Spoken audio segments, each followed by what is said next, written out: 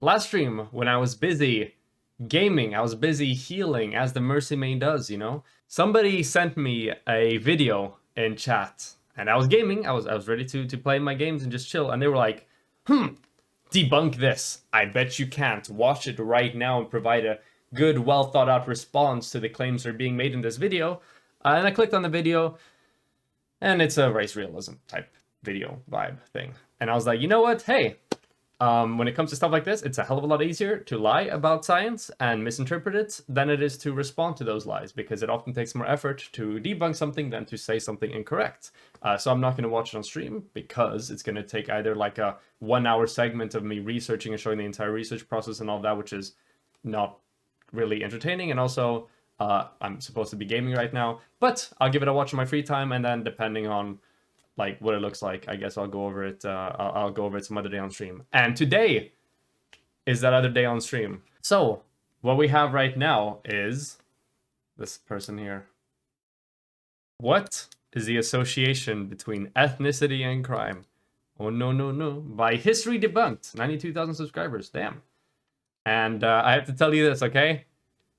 If pseudo intellectuals with a British accent annoy you, then you should turn off the video now. But anyways, let's begin. Hello again.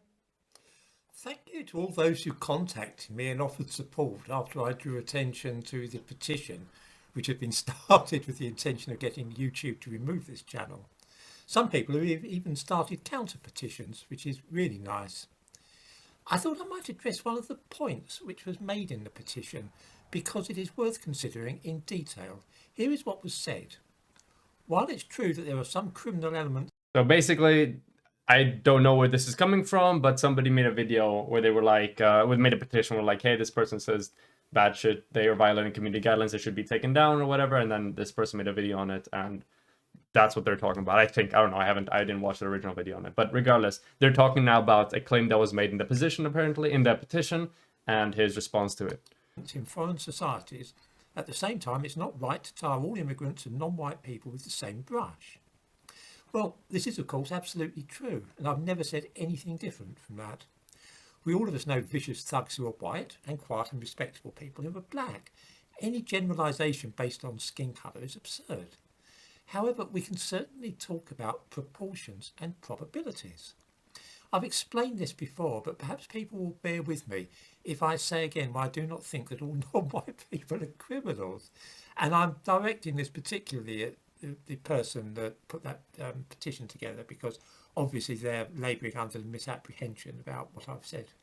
So I don't know what specific pieces of content they're referring to here. That isn't like that the person talking about in the petition, so I can't really comment on like their previous history stuff. I'm just going to go off this video. Past. Okay, let's say for example that I arrest a burglar at random in Britain. Right, there's a better than a 90% chance that he will be white. Yeah, burglars nearly all white. If on the other hand I arrest a mugger at random, someone guilty of street robbery, the chances are that he will be black. This doesn't mean that all black people are muggers, any more than it means that all white people are burglars. However, it does seem, at least according to the statistics, that young black men are more likely to be convicted of certain types of offence involving violence. That is to say, if you take 1,000 black men and 1,000 white men, whether in Britain or the United States, more of the black group are likely to have been convicted of such offences. This is why some people are nervous if they encounter a group of young black men at night, or if they walk through an area which is predominantly black. So on this so far, so at this moment, at least nobody like that's respectable or like good intention will just see like, hey, if you're gonna make like true statements on like the factual nature and the statistical breakdown between crimes among different social groups, then that's fine. But the reason or the issue where the accusations of racism may stem from, and spoilers, I'm not saying this, I've watched it out of this video, so I know where this is going to go, is when you cast doubt or when you make certain sort of implications as for what the reasons behind those over or under representations in crime rates might stem from. And that is the real basis by which, people should have the discussions of, okay, there seems to be exhibitions of like racism or racial bias in these examples. rather than the person just talking about the statistics themselves. However, even though quoting statistics, like by itself is not proof of somebody being racist, a lot of the time, hey, if we're just going to talk about statistics and just leave it at that, a lot of the time, when people just randomly quote crime statistics across demographic groups, there tends to be some other form of, racist attitudes that come with it. Hey, that's just overall what tends to happen, But that in itself, like just talking about statistics in itself, isn't something that is indicative of racism or anything of the sort. Obviously, like most people do this. I obviously talk about them. I acknowledge those statistics because they're fucking statistics, right? But the real meat of the matter comes into like how you explain and contextualize those statistics in themselves. And that's where there are issues when it comes to like this person's ideas in regards to like race issues and stuff like that. So yeah, that's the I guess the beginning thing here when it comes to the just quoting statistics bit. Of course, there's a number of possible explanations for this. Perhaps racist police officers and courts only arrest and convict black people and don't bother with white ones. Or perhaps black people tend to have lower incomes than whites and are therefore driven to steal by economic necessity. Both explanations are... So the first one is a bit of an exaggeration. It's a bit of a straw man. I don't think people are making the argument that like courts and police just like don't give a fuck about white perpetrators or whatever, or that the courts just don't care about white perpetrators. That is not true. That is a bit of like a straw man or an exaggeration or hyperbole of a lot of the progressive argumentation when it comes to the treatment of the minority groups by the criminal justice and policing systems. The argument that is typically made is that there might be biases when it comes to things like reporting, when it comes to over policing, and when it might come to biases in persecutory decisions by like a jury or a judge, and how race might play into that. So it's not the case that like nobody's making the argument that they just like don't care about white perpetrators. Like they see a white perpetrator like break into a car and drive away with it, just they're gonna be like, oh, they were right. I guess I don't care. That's not what's happening. Or that some white person will be sent to court and they were like, oh, you're free because you're white. Like no, that's not an argument people make. But the argument that they make is that hey, there are like biases when it comes to often like where police officers patrol. There's severe over policing communities that have impacts on like certain like crime statistics or the amount of crimes detected within those regions. The reason behind that over policing may also be based on systemically racist policies in the past that like led to that situation occurring in the first place. Then there's also the overall systemic racism argument when it comes to the way that different demographic groups are spread out across socioeconomic status and stuff like that, and how that intersects with crime and therefore policing and criminal justice system. There's also research that indicates that people may be more likely to identify or report crimes that were committed by minority groups as opposed to people of the majority groups, or maybe white or whatever. And then there is also research to indicate that there may be biases in the juries or the criminal justice proceedings of minority groups when it comes to them being sentenced for a crime. And those are the real arguments that are made there. I don't think anyone's making the argument that, oh, they just don't care because, like they're white criminals. Also, nobody cares about white criminality or whatever. The second point was fairly well characterized, I guess, when it comes to the socioeconomic bit, but that's not all of the explanations. There's also a number of other like social political and social cultural explanations behind a lot of the things going on. Other policies in regards to, for example, like drug policy is one of the pretty big ones. Other institutions that these different groups of demographics of people interact with differently, and the rest of it. But yeah, that's just a bit of clarification, I guess. Have been routinely put forward by left-wing white sociologists. Of course, these factors may play a part, but so too could actual biological facts. We know that African American men have the highest rates of prostate cancer in the world. We know too that this cancer can be stimulated by testosterone. We also know that men of African heritage have on average 15% more testosterone in their bloodstreams than those of white European origin.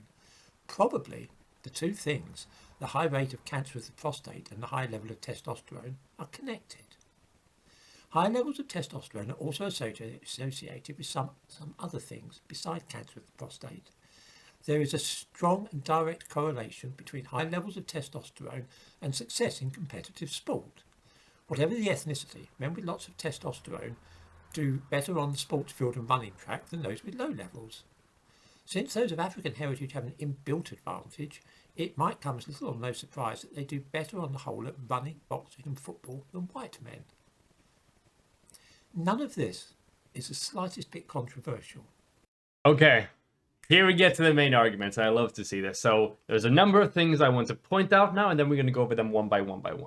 So number one is casting doubt on the two explanations that he set forth previously. And like, oh, white sociology majors may say that this is the cause and that may be like part of the thing or whatever. It's very clearly trying to diminish that and like minimize the role that plays. When the research on systemic racism, justice or like bias within criminal justice proceedings, over policing, racial bias in police stuff, in police stops are overwhelming. There is so much literature on those given topics, a wide range of it, super comprehensive. It's adopted as consensus in the vast majority of like academic institutions all across the world, including in like the Western world or the country that's being discussed here, for instance. And there's a lot of research to substantiate this. It is by no means something that, oh, this is something that people have pointed out maybe have something to do with it. This is very well established and very well agreed upon. And then from that, he jumps off that and does this testosterone argument. So there's a number of different sort of like jumping steps, I guess, to get his thing. So number one, overrepresentation of prostate cancer. That's a true thing. Black people just generally have a higher likelihood of developing prostate cancer. Then his connection to that is that this is because of testosterone. Connection further to that is what he said, that Black Americans have like 15%, or like Black people have like 15% more testosterone on average than white people. And then the implied like further premise to that is that this testosterone can lead to like increased like aggressiveness or whatever. And he's going to say it more explicitly later, but I don't want to let it go on for too long. I want to go over it now. So let's talk about those four premises here. He links a bunch of different sources in his video description, and we can do some fact checking right now all together. If you just take a cursory glance at all of these videos, there's something they all have in common. And hint, has to do with this number right here as well. That's right. None of these citations have been published during the past 2 decades. Nothing post 2000 here has been put up. So what I decided to do is I pulled up Google Scholar, pulled up Google, and looked up more modern contemporary studies on the things that are being discussed here. And I found a wide range of different things. So let's begin discussing them. There is a wide range of literature on the disparate levels of testosterone between like Black people and white people on average. Now, there is everything from, resources claiming that, hey, here is a 2007 one titled Serum Estrogen, but not testosterone, levels differ between Black and white men in a nationally representative sample of Americans. This paper comes to the conclusion that, contrary to the postulated racial difference, testosterone concentrations did not differ notably between Black and white men. However, Blacks had higher estradiol levels, and estradiol is another hormone that leaves you at a higher proclivity towards, developing prostate cancer. Mexican Americans had higher testosterone than whites, but similar estradiol and SHBG concentrations. Given these findings, it may be equally, if not more important, to investigate estradiol as a testosterone in relation to diseases with racial disparity. Then there are also other ones which find other differences when it comes to the level of testosterone between Black and white Americans. And here's another one. This one's published in 2014. Racial variation in sex steroid hormone concentration in Black and white men, a meta-analysis. Sex steroid hormones are associated with chronic disease and mortality with risk associations that differ between racial and ethnic groups. However, it is currently unclear whether sex steroid hormone levels differ between Black and white men. The aim of this study is to assess racial variation in circulating testosterone, free testosterone, sex hormone binding globulin, and estradiol levels in men. We searched PubMed for articles comparing circulating hormones in Black and white men. A meta-analysis was performed using weighted mean differences, WMD, to compare hormone levels between Black and white men. 15 eligible studies were identified, 3 did not report adjusted means. After age adjustment, free testosterone levels were significantly higher in Black men than in white men. Depending on the testosterone concentration in white men, this WMD translates into racial differences ranging from 2.5 to 4.9%. Total testosterone, estradiol, and SHBG concentrations did not differ comparing Blacks and whites. After adjustment for age, Black men have modestly but significantly 2.5 to 4.9% higher free testosterone levels than white men. Based on previous studies on effects of sex hormones on risk of chronic disease and mortality, this modest difference is unlikely to explain racial differences in the disease risk. So this, number one, backs up the statement that it's probably not testosterone that is the main driving factor behind it. It's probably the estradiol. Number 2, the gap that they find here of 2.5 to 4.9% is significantly smaller than the 15% thing he proclaims within his video. And number 3, what they adjusted for here was only age adjustments. However, there are other studies that also do other adjustments as well when it comes to stuff like this. So for instance, you have another one from 2009. Recent studies give contradictory findings regarding testosterone levels in white, black, and Hispanic men. Here I present a cross-sectional reanalysis of serum testosterone and sex hormone blinding globulin in 1,637 males aged 12 to 90 who participated in the morning examination of the 3rd National Health and Nutrition Examination Survey during the year 1988 to 1991. Testosterone and SPHG in males are described precisely over the same age range, 12 to 90 years old. Testosterone and SHBG are not notably different in white and Mexican American males. In the age range 20 to 69 years, black men average 0.39 ng/ml higher testosterone than white and MA men. The higher testosterone in black men is partly explained by low marriage rate and lower adiposity. Adiposity? I'm not quite sure what that means. So we have another thing here that says that, hey, there's like a slightly higher percentage of higher testosterone in black men compared to white men. However, this also brings in another facet to the discussion, which talks about how, hey, there are environmental factors that contribute to the differing of testosterone amounts between the different racial groups. So they bring up the fact about the marriage rates and adiposity. And this is something that's brought up later in the discussion segment, so we can read out that specific part as well. The relatively high T of black men is partly because of the low marriage rate. Another contributory is the stable adiposity of black men across the age range, while the adiposity of white and MA men rises. When marital status and adiposity are statistically controlled for, the black axis is considerably diminished. So this one talks about a few like environmental factors and how that relates to testosterone. So that's another thing to it. So we have some more like things about the environmental impacts as well, not that it's just like, you know, like genetic or like racially genetic or whatever. And then there is some more overall research on the effect of testosterone and how childhood environment has a massively important effect on determining testosterone levels. You guys can look up this article. I'm not going to read it all out now for you at the moment. It does have this pretty, nice little passage here. A new study of Durham University in the United Kingdom suggests the childhood environment of males determines their testosterone level, undermining the previous prevailing theories that race or genes govern the amount of hormone in each individual. So there's that as well. But then we can also look at more contemporary research when we look at the drop of testosterone across a lot of the developed world. And the key sort of contributing factors to this has been, I believe, malnutrition, the new sedentary lifestyle that we have in large part, which is also going to differ by, like racial group when it comes to what type of jobs they have, pollution, if I haven't said it already. And those are the main significant contributing factors to differing testosterone rates right now as compared to previous generations. So that's more evidence to the fact that, hey, environment has a really large and important part to play when it comes to testosterone makeup across different groups in society. Then there is some more studies here. Here's a 2014 one. Racial differences in age-related variations of testosterone levels among US males, potential implications for prostate cancer and personalized medication. So our study revealed that testosterone levels in black males decrease substantially, increasing age to those in white males. This rapid drop in testosterone levels may contribute to racial disparities in PCA. Our findings also suggest that personalized medication for hormone replacement therapy may be necessary to avoid sudden drops in testosterone levels, particularly for black males. And this stems in the results page, which probably should read out because it gives more information. Overall, between the ages of 12 and 15, black males had lower testosterone levels than white males. Testosterone levels increase rapidly with age and reach higher and earlier peak levels in black males compared to white males at 20 to 30 years of age. After reaching a peak level, testosterone levels declined earlier in blacks than in whites. Further analysis showed that black males had considerably higher testosterone levels compared to white males aged 20-39 after adjusting for covariates, including age, body mass, and cigarette smoking, physical activity, and waist circumference.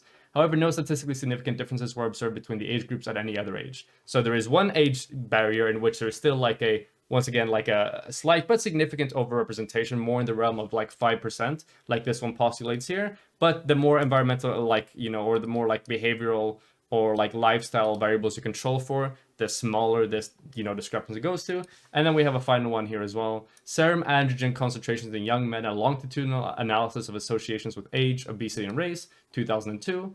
Serum testosterone concentrations appears to be higher in black men than in white men, particularly at the younger ages. The higher incidence of prostate cancer in blacks has been attributed, at least in part, to this difference.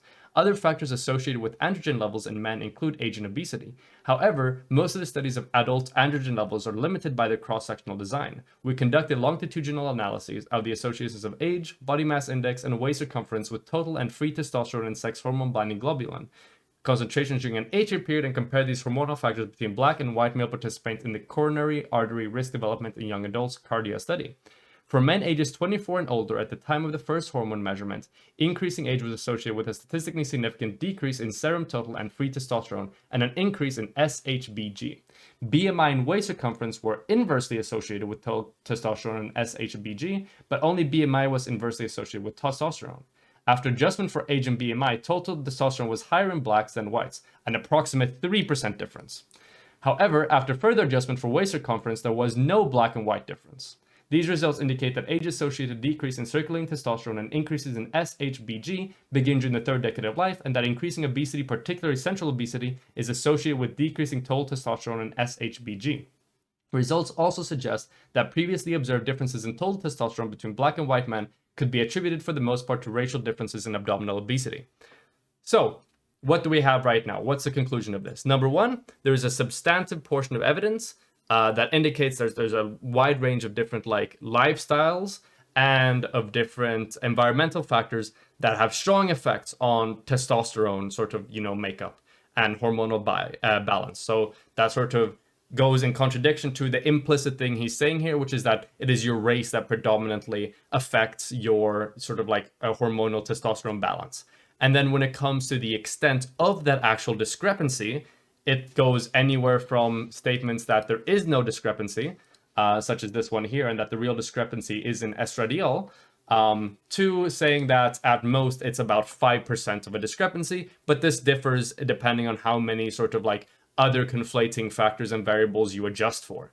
Regardless, a very, very far reach away from the sort of 15% discrepancy he implies here. So that's thing number one. So, hey, a lot of these are very outdated. When you look at the newer research on the topic, from a wide range of different, spectrum of different studies here, you can find that either there is research that indicates that there's no significant discrepancy, or that there is an at most 5% testosterone discrepancy between the two racial groups in the United States of America. Now, why is the testosterone thing important? Well, let's find out, according to him, why the testosterone thing is an important aspect of this discussion. I give references in the description to this video for those interested in investigating this further. There may be a That's what I did. downside, though, to it, which is that higher levels of testosterone are also associated with aggression. Measurements taken in American prisons indicate that those being held for violent offences have on the whole higher levels of testosterone than men serving time for white-collar crimes such as fraud. This is true for men of all ethnicities, of course, but because statistically black men usually have higher levels, this may go some way towards explaining why there seems to be a disproportionate number of African American men in prison for violent crimes. Interestingly, those prisoners who have been subject to disciplinary actions in prison, clashes with authority, also had high levels of testosterone.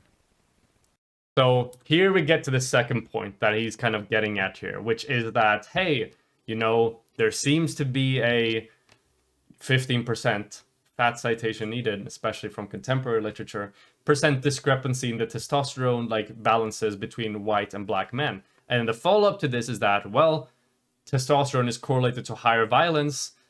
So what I did was look at a very, very, very recent meta-analysis on testosterone and human aggression. This is from 2019, late 2019, December 28th.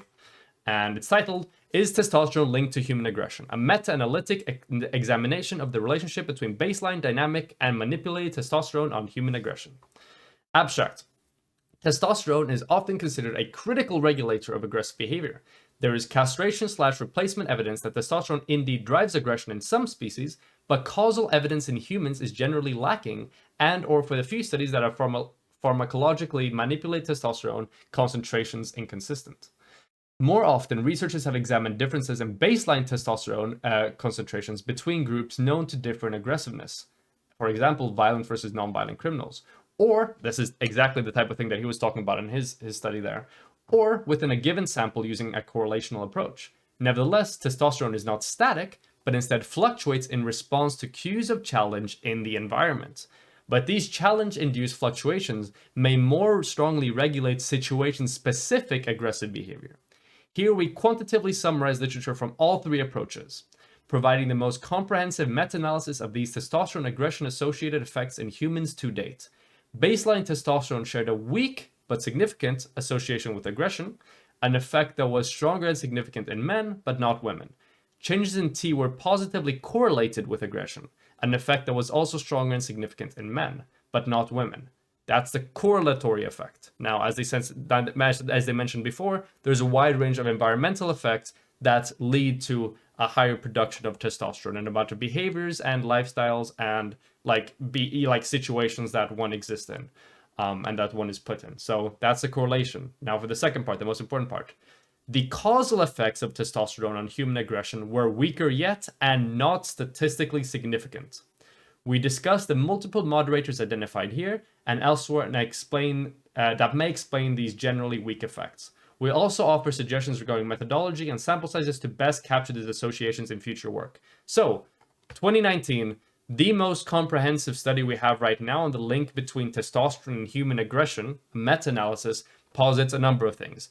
Number one, just like all the other things we read out, that environment and like the situations in which one is behaving and that one lives in has a really strong effect on the fluctuating levels of testosterone. So environmental effects are important for that, as already established, but further backed up by this. And furthermore, it also says that, yeah, obviously testosterone is correlated to, like violence and aggression, stuff like that, no shit. But when you try to run causal estimates on the effect of testosterone on human aggression, there is no statistically significant, sort of like effect or causal link between the two there. And this flies right in the face of his implication here, which is number one, that there is like a 50% testosterone difference between white men and black men, which has already been disproved. Number two, the implicit notion that this discrepancy is entirely like biological or genetic and non-environmental. Otherwise, he wouldn't be tying it to the ethnicity itself. He would be tying it to the situation in which these different ethnic groups are more or less likely to inhabit.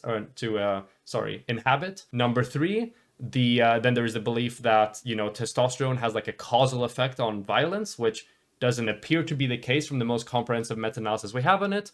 And yeah, it's basically flies completely in the face of his entire narrative when you look up the more up-to-date and the more comprehensive research on this, and don't just go and look at things that are 20 plus years old. But who knows?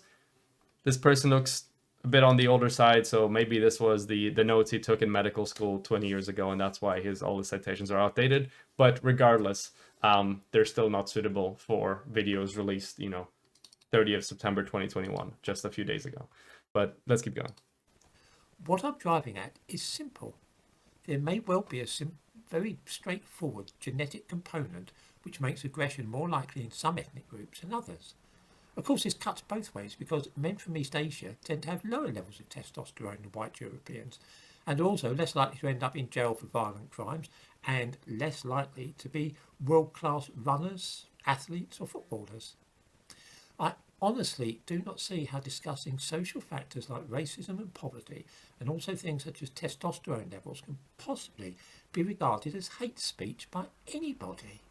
So without getting into discussion on hate speech, because I don't know the broader context of this petition, the reason why this video is bad is because it casts a large amount of doubt and tries to undermine the validity of a wide range of hyper-comprehensive research, and that is academic consensus, on the effect of socio-economic, social-political, and social-cultural effects on the performance of different racial or ethnic groups within society. And in its place, you're instead positing an extraordinarily flimsy and outdated explanation for why these discrepancies exist that are, number one, not supported in one given study, which indicates that there's been no academic that's gone through the entire chain he's laying out here, which means that he's connecting the dots to himself, which I don't know what his education is, but I'm not going to trust that as much as I'm going to trust an academic going through of, you know, the stuff that he's talking about here. And furthermore, the individual, more like factual points he's talked about here and the implicit suggestions of those points have just been completely incorrect and debunked when looking at more comprehensive and more contemporary, updated, and modern literature on the topics that he's discussing here. And that's the key thing here. Right now, what he's doing is he's doing an insane amount of sort of like hand waving and equating the amount of literature available on the socioeconomic influences that lead to crime and putting down the same pedestal as these weird testosterone things that he's trying to talk about here. And that's why this video is probably indicative of some forms of motivating, perhaps racially biased reasoning when it comes to getting to these conclusions. Because no person operating with just like general intellectual honesty or academic rigor would be able to make the arguments or make the equations that he's making in this video. And that's what's wrong with it, not anything here that he's postulating. I find this whole business really weird. All I've been doing on this channel is discussing certain areas of research and wondering how they might tie in with the real world that we observe. Well, you're doing a very bad job at that. And then we can just look at the comments. There you go again, spouting off with facts, giving a balanced account and educating us. Oh boy, fat citations on those needed. No wonder there are idiots out there who want to cancel you as you're clearly going against our agenda. You're a shining light in the dark, Mr. Webb, and keep up the good work. Damn. Isn't it a shame that higher levels of testosterone don't cause things like staying with your mother? Nice! Memes. An aversion to taking and selling drugs and repulsion for violence and stabbing strangers? Oh, no, no, no. The true realities of what's happening in society. Truth is not allowed when it contradicts the ideology. Damn. Lord Protector of England's culture.